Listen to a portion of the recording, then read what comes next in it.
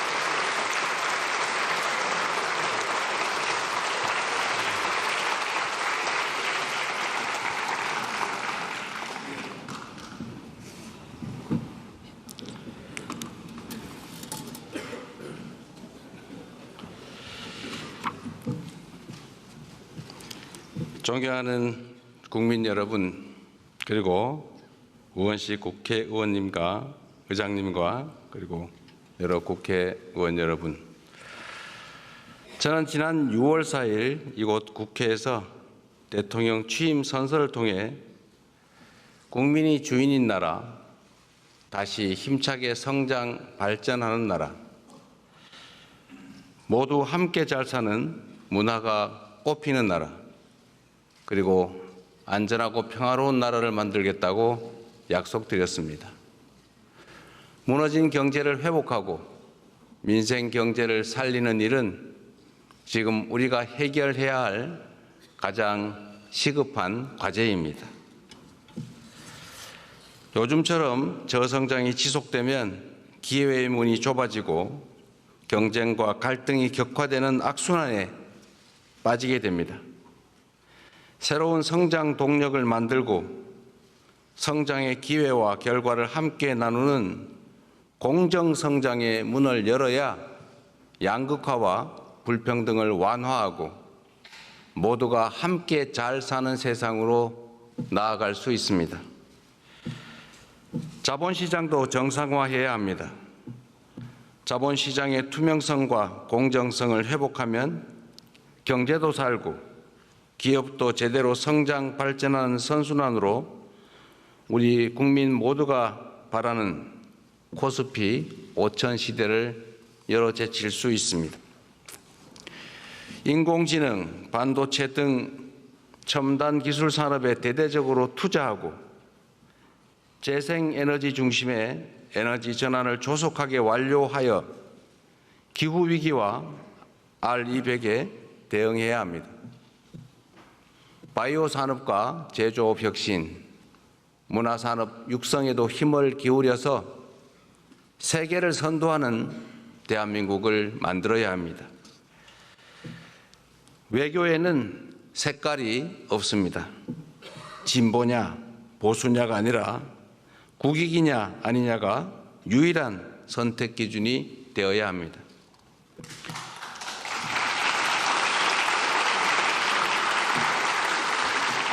감사합니다. 우리 국민의힘 의원들은 반응이 없는데 이러면 좀 쑥스러우니까. 국익 중심의 실용 외교로 통상과 공급망 문제를 비롯한 국제 질서 변화에 슬기롭게 대응해야 합니다. 한반도와 한반도의 평화와 안정을 확보하는 일도 더없이 중요한 일입니다. 평화가 밥이고 평화가 곧 경제입니다. 평화가 경제 성장을 이끌어내고 경제가 다시 평화를 강화하는 선순환을 통해 국민의 일상이 흔들리지 않는 나라를 꼭 만들겠습니다.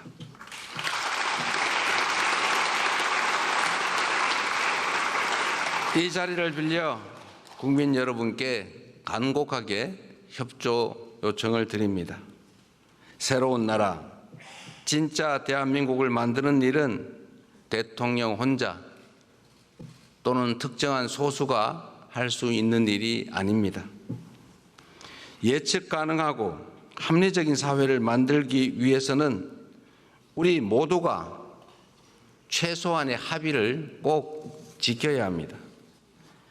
규칙을 어겨서는 이익을 볼 수 없고 규칙을 지켜도 결코 손해보지 않는 그런 공정한 사회를 만드는 일 역시 모두의 협력 없이는 불가능합니다.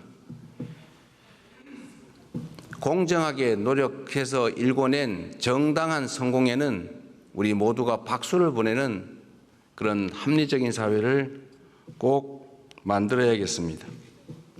기득권과 특권, 새치기와 편법으로 움직이는 나라가 아니라 공정의 토대 위에 모두가 질서를 지키는 상식적이고 합리적인 사회로 나아가야 하는 것입니다.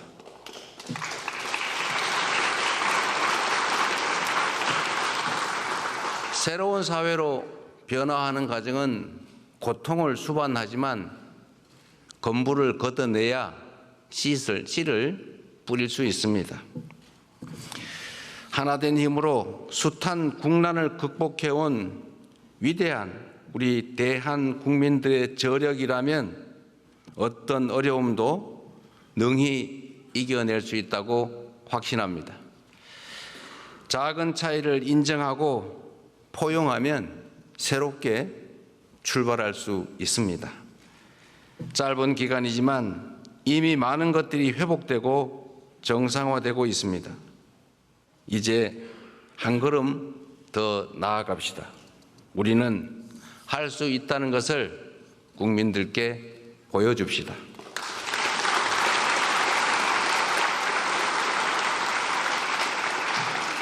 존경하는 국민 여러분, 그리고 더불어민주당, 국민의힘, 조국혁신당을 포함한 국회의원 여러분, 오늘 저는 정부가 추가 경정 예산안을 편성한 이유와 주요 내용을 직접 설명드리고 국회 협조를 구하고자 이 자리에 왔습니다. 인수위원회도 없이 출범한 정부가 시급하게 추가 경정 예산안을 편성한 이유는 우리 경제가 처한 상황이 그만큼 절박하기 때문입니다. 지금 우리 대한민국은 매우 엄중한 시기를 지나고 있습니다.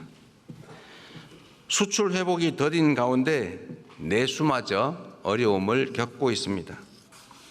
고물가, 고금리, 고환율에 경제 성장률은 4분기 연속 0%대에 머물고 심지어 지난 1분기는 마이너스 성장을 하기도 했습니다. 중산층의 소비 여력은 줄어들고 자영업자들의 빚은 더 이상 감내할 수 없는 수준에 이르고 있습니다.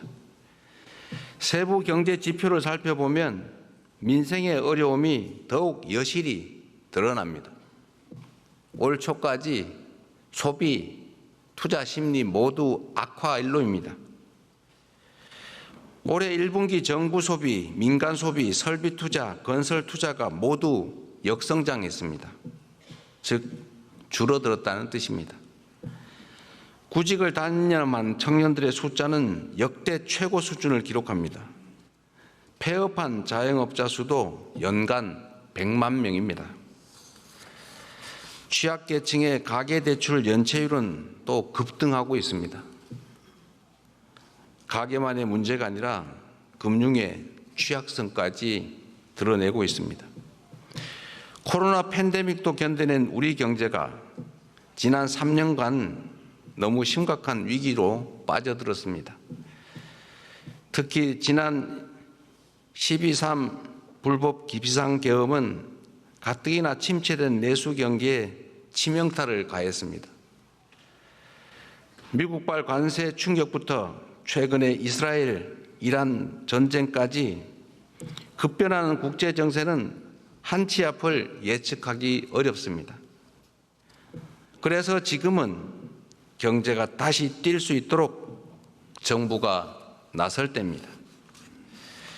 경제 위기에 정부가 손을 놓고 긴축만을 고집하는 것은 무책임한 방관이자 정부의 존재 이유를 스스로 부정하는 일일 수도 있습니다.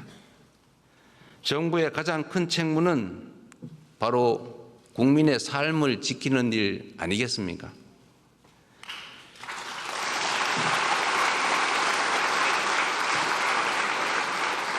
국민의 삶을 지키는 정부, 그리고 위기 앞에 실용으로 답하는 정부라야 합니다. 이념과 구호가 아니라 경제와 민생을 살리는 실천이 바로 새 정부가 나아갈 방향입니다.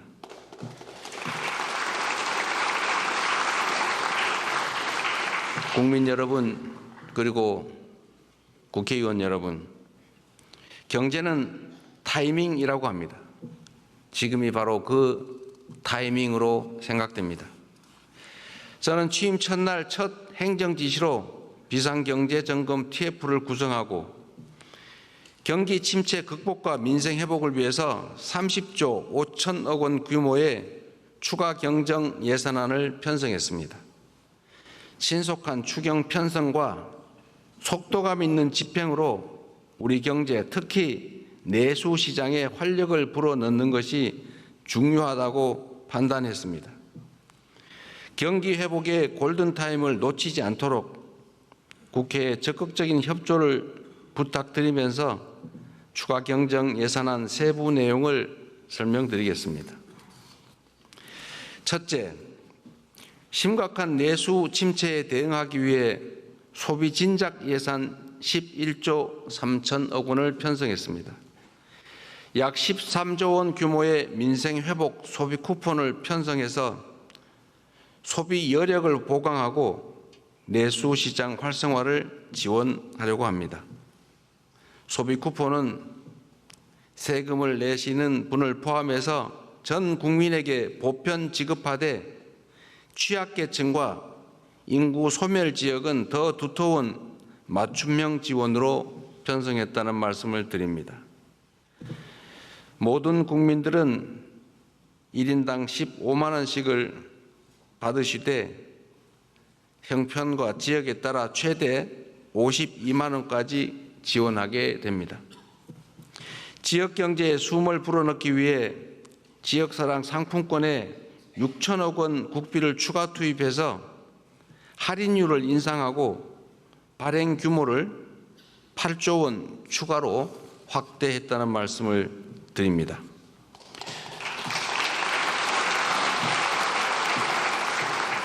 소비 쿠폰과 지역사랑 상품권은 지방을 더 지원한다는 새 정부의 철학에 따라 지방에 더 많은 국비를 편성했다는 말씀을 드립니다.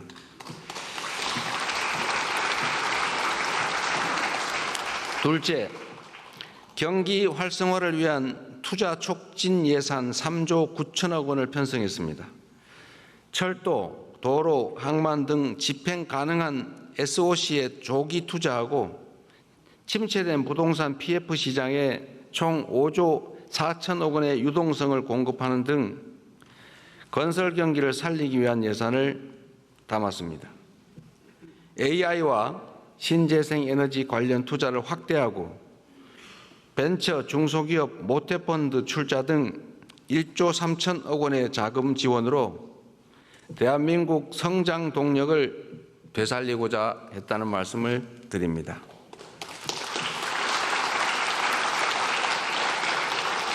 셋째로 소상공인, 취약계층 등을 지원하는 민생안정 예산을 5조 원 담았습니다. 같은 경제 위기 상황이라도 고통의 무게는 같지 않습니다. 코로나 팬데믹 위기부터 12.3 불법 비상계엄까지 극심한 고통을 겪고 계신 소상공인, 자영업자, 취약계층을 위한 특단의 대책이 필요합니다.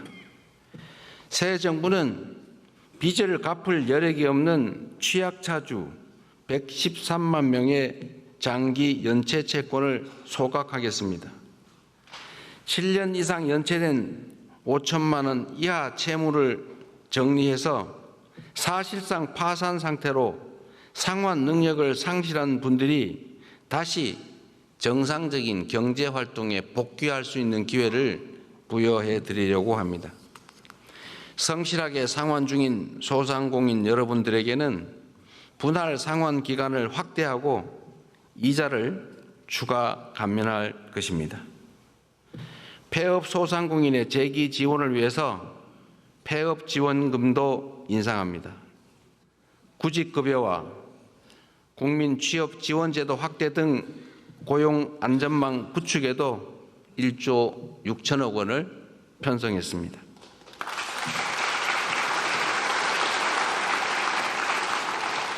넷째, 10조 3천억 원 규모의 세입 경정을 추진해서 재정 정상화의 시작을 알리겠습니다. 이번 추경안에는 세입 경정을 반영했습니다.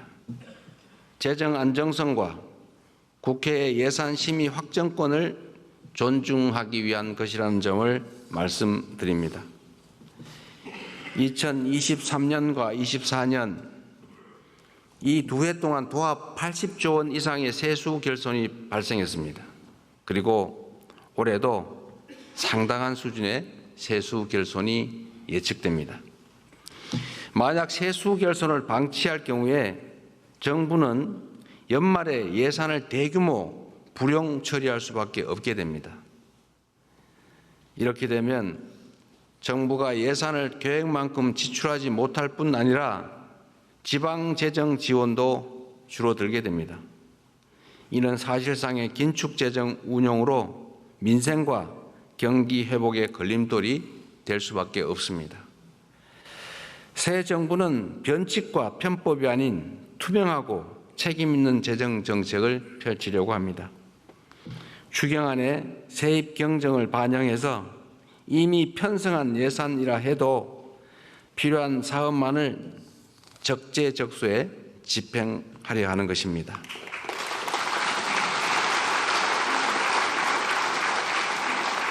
존경하는 국민 여러분, 우원식 국회의장님, 그리고 국회의원 여러분, 경제와 민생을 살리는데 여야가 따로 있을 수 없습니다. 이번 추가 경정 예산안은 경제 위기 가뭄 해소를 위한 마중물이자 경제 회복을 위한 최소한의 조치입니다. 정부가 추경안에 담지 못한 내용이 있다면 국회 예산 심의 과정에서 주저하지 마시고 의견을 내주시기 바랍니다. 특히 우리 야당 의원님들께서도 필요한 예산 항목이 있거나 삭감에 주력하시겠지만 추가할 게 있으시다면 언제든지 의견을 내주시기를 부탁드립니다. 다행히 새 정부 출범 이후에 정치적 불확실성이 해소되면서 소비 심리가 많이 개선되고 있습니다. 정부는 앞으로도 든든한 민생의 버팀목이 되도록 노력하겠습니다. 오직 실용 정신에 입각하여 국민의 삶을 살피고 경기 회복과 경제 성장의 새 길을 열기 위해 최선을 다하겠습니다. 대한민국 경제의 활력을 되찾고 국민이 행복한 나라를 만드는 데에 국회가 적극 협조해 주시기를 부탁드리면서 우리 국민의힘 의원님들 어려운 자리 함께해 주신 점에 대해서 진심으로 감사하게 생각합니다. 고맙습니다.